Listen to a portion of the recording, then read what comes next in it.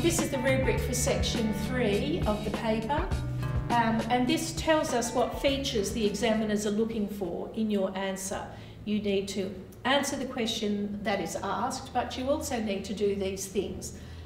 Demonstrate your historical knowledge and understanding relevant to the question. That's really important, relevant information. You can add as much as you like that's not relevant to the question. The markers will read it, but you won't get any marks for it, so don't waste time putting in what's not relevant. You need to use relevant sources to support your response, communicate ideas and information using historical terms and concepts, and present a sustained, logical and cohesive response. So if you come in with a prepared response, it's unlikely that it will be cohesive in relation to the question. Some students take that risk and write a very hasty introduction and conclusion to try and twist what they've got to fit the question. Markers can spot that a mile away. So you're better off to tackle the question that is asked.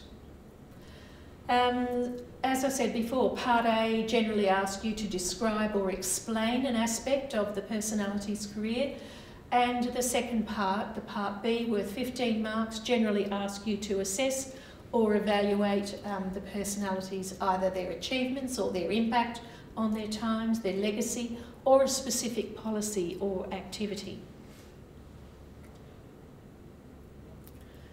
Okay, so in tackling the Part B, you need to state very clearly in your opening paragraph what position you're taking, what judgment you're making about the personality. So your response could say that the person's, just for example, talk about their influence. It could have been positive or negative, widespread or limited, short-term, long-term, or to a greater or lesser extent. That's the sort of language you need to use when you're making that opening statement. The following paragraph should develop your judgment, providing clear stages or statements supported by specific relevant evidence. You might consider opposing views to those that you are presenting, or differing viewpoints if it's relevant to the question. And your conclusion should reflect the judgment that you made in your opening paragraph. So the Part B question is a proper mini essay. Even though it's only worth 15 rather than the 25, it should still have all the characteristics of a formal essay. The examiner's comments from 2010 were important because there was a misunderstanding that you only need to refer to sources in Part B. That's not correct. Good responses referred to relevant sources in both parts. And another misapprehension was that the Part B question could only come from the evaluation section of the syllabus. That also is not valid.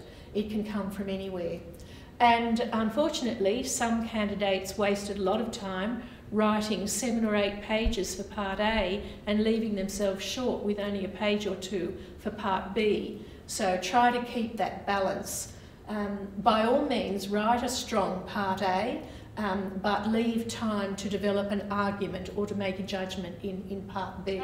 It's important when you're preparing for your personality that you should know a range of sources. This example here is for Agrippina the Younger, a very popular personality.